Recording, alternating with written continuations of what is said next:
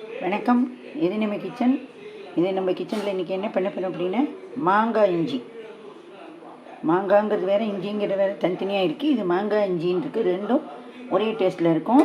இதுதான் மாங்காய் இஞ்சிங்கிறது. நான் நறுக்கி தோலெல்லாம் சீவிட்டு நல்லா அலம்பி ஈரம் பக்கம் துடைச்சிட்டு பொடியாக நறுக்கி வச்சுருக்கேன். நீங்கள் துருவியும் வச்சுக்கலாம்.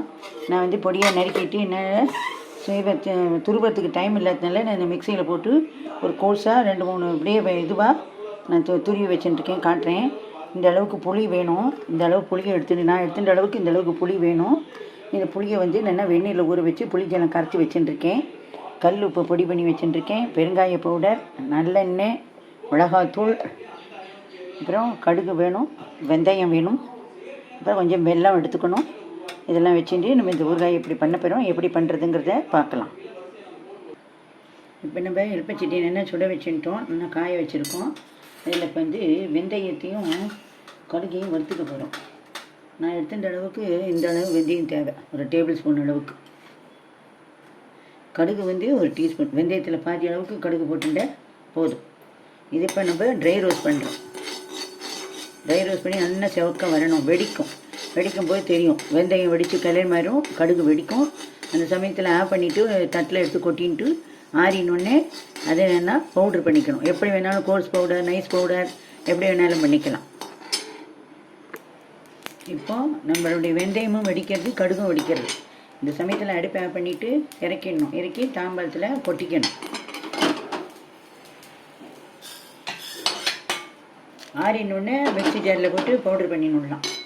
இப்போ இது என்னென்னக்கு நீங்கள் ஓவரே வெடிக்கட்டும், இன்னும் கொஞ்சம் வெடிக்கட்டும்னா வெந்தயம் இன்னும் கொஞ்சம் கருக ஆரம்பிச்சு விட்டுன்னா அப்புறம் ஊறுகாய் வந்து தொக்கு வந்து கசக்க ஆரம்பிச்சிடும். அதனால் அந்த ஸ்டேஜுக்கு போகிற அளவுக்கு நம்ம விடக்கூடாது. இப்போது நான் நல்லெண்ணெய் கொட்டி வச்சுருக்கேன். நல்லெண்ணெய் இதில் விட்டுருக்கேன். இதில் நான் கடுகை போட்டுக்கிறேன். இந்த கடுகு நல்லா வெடிக்கணும்.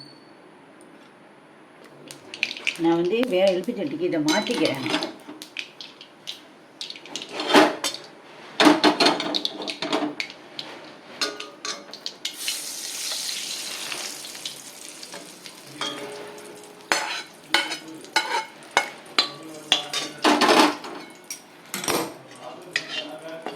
நான் கடுகு வெடிச்சு விட்டு நான் இப்போ இந்த துருவி வச்சுருக்கிறேன். கோர்ஸாக நான் துருவலை மிக்ஸி ஜாரில் போட்டு வச்சுருக்கிறேன்.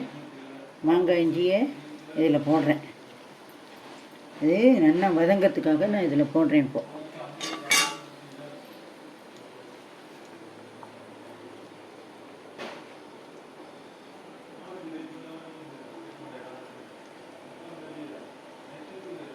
இது வந்து எல்லாத்துக்குமே தொட்டுக்கலாம். தயிர் சாதம், குழம்பு சாதம், வெஜிடபிள் ரைஸ்ன்ட்டு இது மாதிரி எதுக்கு வந்தாலும் தொட்டுக்கலாம். இன்னொரு ஈடு இருக்குது, நான் அதையும் இந்த துருவி விடுறேன் மிக்ஸி ஜாரில் போட்டு. இப்போ 2வது ரவுண்டு துருவினதையும் இதில் போடுறேன். இதில் நிறைய டிஷ்ஷஸ் பண்ணலாம். மாங்காய் இஞ்சி சாதம் பண்ணலாம், நல்லாயிருக்கும். மாங்காய் இஞ்சி தொக்கு பண்ணலாம், மாங்காய் இஞ்சியில் ஊறுகாய் பண்ணலாம், ஆவக்காய் ஸ்டைலில் இதுலேயும் ஊறுகாய் பண்ணலாம். நிறைய டிஷ்ஷஸ் இதில் பண்ணலாம்.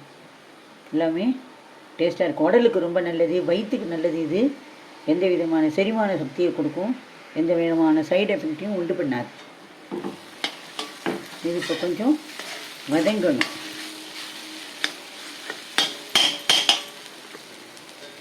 நம்ம இப்போ இந்த ஈரப்பச்சை பழம் ஓரளவுக்கு ஒரு அரை பழம் அளவுக்கு வதக்கணும். இப்போ என்னென்னா நான் இதில் பெருங்காய ஜெல்லம் விட்டுக்கிறேன். பெருங்காயம் நிறைய விட்டுட்டு தான் அது ஒரு வாசனையை கொடுக்கும். அதுக்கப்புறம் மஞ்சள் பொடி, நல்லா ஒரு டீஸ்பூன் அளவுக்கு மஞ்சள் பொடி, நல்லா இதுக்கு தேவையான அளவுக்கு தனி மிளகாத்தூள். ஆற்றுக்கு எவ்வளோ காரம் தேவையோ தனி மாரி போட்டுக்கோங்க. நான் புளி ஜலம்லாம் அப்படியே போடுறேன் இல்லையா, பாருங்க. இந்த அளவுக்கு வெல்லம் அதில் போடுறது தான் ஹைலைட்டாக இருக்கும். அதுக்கப்புறம் கல் உப்பை நான் பொடி பண்ணி வச்சுருக்கேன். இந்த இதுக்கு டிஷ்க்கு தேவையான கல் போட்டுருக்கேன். ஆப்ஷன் தான், தேவையான மறுபடியும் போட்டுக்கோங்க. இதை இப்போது நல்லா இதுமாரி கலரி விடணும். எல்லாம் ஈவனாக இது கலர்னால நம்ம புளிஜல்ல விட்ட உடனே நல்லா சுண்டி வரும். சாத்தில் போட்டு கூட இதை பிசைஞ்சு சாப்பிட்லாம். நிறைய எண்ணெயை விட்டு வச்சு நல்லெண்ணெய் தான் இது பண்ணினா ரொம்ப நல்லா இருக்கும். மெயினாக ஊறுகாய் எல்லா ஊறுகாய்களுமே நீங்கள் நல்லெண்ணெயில் பண்ணுங்க. நல்லெண்ணெயில் பண்ணிங்கன்னா நல்லா இருக்கும். இல்லைன்னா கடுகெண்ணெயில் பண்ணலாம். இல்லைன்னா நல்லெண்ணெய் பாதி கடுகெண்ணெய் பாதியும் பண்ணலாம். இப்போ நான் கரைச்சி வச்சுருக்கிற புளி ஜலத்தை கெட்டியாக கரைச்சி வச்சுக்கணும். புளி ஜலம் அதை இதில் நான் விடுறேன்.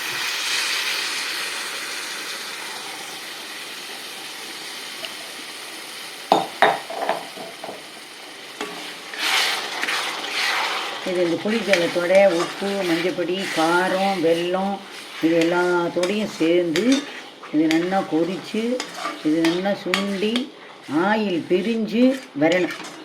அது வரைக்கும் இது அடுப்பில் இருக்கணும். அது வரட்டும். இப்போ நல்லா இந்தமாரி கலரும் இல்லையா, இது நல்லா ஆயில் பிரிஞ்சு வரணும். நம்ம அப்போ போடும்போது எப்படி இருந்தது, இப்போ எப்படி சுண்டி வருது பாருங்க. இதுக்கு வந்து புது புளி தான் விடணுமான்னா அப்படிலாம் கிடையாது. பழைய புளி இருந்தால் கூட விடலாம். அது ஒரு டேஸ்ட்டை தான் கொடுக்கும், நல்லா இருக்கும். பழைய புளி உடம்புக்கு ரொம்ப நல்லது.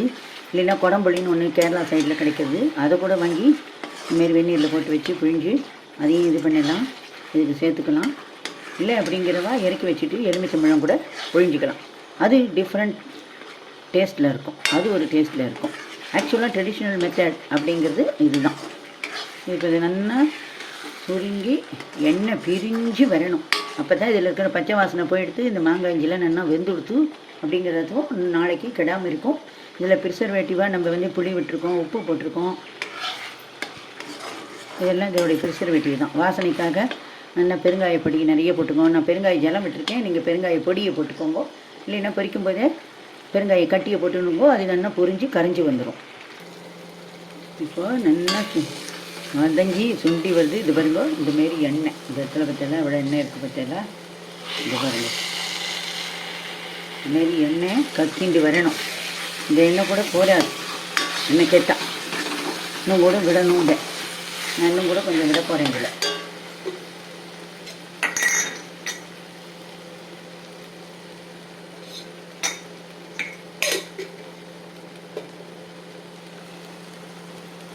எந்த அளவுக்கு விட்டுருக்கேன் பார்த்தீங்களா, இந்தமாரி எவ்வளோ ஷைனிங்காக எண்ணெயில் கொதிக்கிறது. இது அவ்வளவு எண்ணெய் இன்னும் நல்லா சுருங்கி வதங்கி வந்தால் ரொம்ப நாளைக்கு இருக்கும். டேஸ்ட் நல்லா இருக்கும். இன்னும் கொஞ்சம் நல்லா சுருங்கி எண்ணெய் கக்கிண்டு வரட்டும். இப்போ நம்மளோட தொக்கு வந்து பற்றிலாம் எவ்வளோ ஆயில கக்கிண்டு ரெடி ஆகிடுச்சு. அடுப்பை ஆன் பண்ணிட்டேன். அவ்வளோதான்.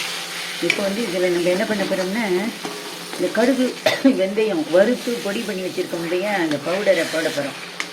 இது மொத்தமாக சில பேர் பண்ணி வச்சுப்பேன். ஆனால் அப்பப்போ நமக்கு தேவைக்கு பண்ணிக்கலாம். ஏன்னா வாசனை போயிடும்.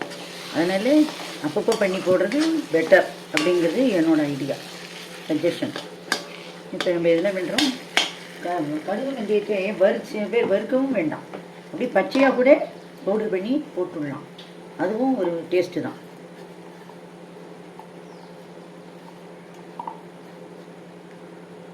இது நல்லா இது ஒரு ப்ரிசர்வேட்டிவ் தான். இதுவும் இது நல்லா வாசனையை கொடுக்கும்.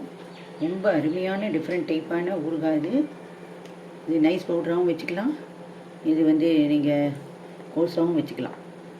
இப்போ இவ்வளோ போட்டிருக்கேன். வாசனையே இந்த பவுடர் போடும்போதே வாசனைன்னா எட்டு ஊருக்கு தூக்கிறது. அப்படியே கும்போன்னு இப்போவே என்ன ஒரு தட்டு நிறைய சாத்தை போட்டுண்டு ஊறுகாயை எவ்வளோ வேணாலும் சாப்பிட்லாம். அந்தளவுக்கு இது டேஸ்ட்டை கொடுக்கும். இதை பற்றியெல்லாம் இதில் விழுந்துச்சு. இப்போ நான் கலர்னேன். இதுமாரி கலரிட்டு நல்லா ஆறின உடனே ஒரு ஜாடியோ டப்பாவோ ஒரு பாட்டிலோ இல்லை ஒன்றுமே வேண்டாத பாத்திரமோ அதில் வச்சுக்கலாம். நான் இப்போ இதில் இன்னும் கொஞ்சம் எண்ணெயை விடுறேன். இது இப்போ இதுலேயே ஊறின்னு இருக்கட்டும். இது பாருங்க, இவ்வளோ எண்ணெய் இது இருக்கட்டும். இது நல்லா ஆறினதுக்கப்புறம் நம்ம மாற்றிடுவோம். சரியான பவுலுக்கு மாற்றிடலாம்.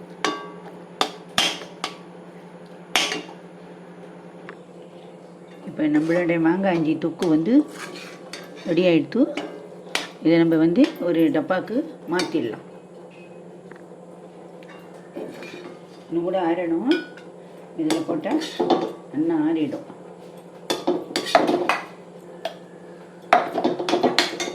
ஆடுறதுக்கு முன்னாடியே நம்ம மூடியை வச்சு மூடக்கூடாது. மூடிட்டோம்னா அது ஏற்று விட்டு எந்த ஊறுகாயாக இருந்தாலும் இதே ப்ரொசீஜர் தான். கெட்டு போயிடும்.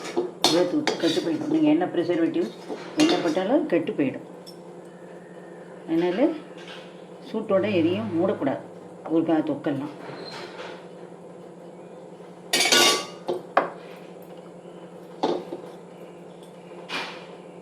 இப்போ நம்ம இந்த டப்பாவுக்கு மாற்றிட்டோம். யோசலருக்கு அலுமினியம் பிளாஸ்டிக்லாம் எடுத்து வைக்காதீங்கோ. இப்போ இது மேலே நம்ம வந்து இது பாருங்க, இதுமாரி நிறைய எண்ணெயை முழுகிற அளவுக்கு விட்டுடணும். நல்லெண்ணெய் பச்சையாகவே விடணும், இல்லைன்னா நல்லெண்ணெய் விடலைன்னா கடுகு எண்ணெய் விடலாம். இப்போ இந்தமாரி ஆகிட்டு இந்த பாருங்க, இப்படி எண்ணெயோடு சொதன்னு இருக்கணும். அப்போ தான் இந்த ஊறுகாய்கள்லாம் விட்டு போகாமல் நல்லா இருக்கும்.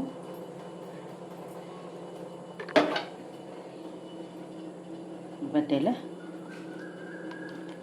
இன்னும் விட இது எண்ணெய் கசிஞ்சுட்டு எல்லாம் மேலே வந்துடும். நீங்களும் இதேமாரி பண்ணி போயிடுங்க. நன்றி, வணக்கம்.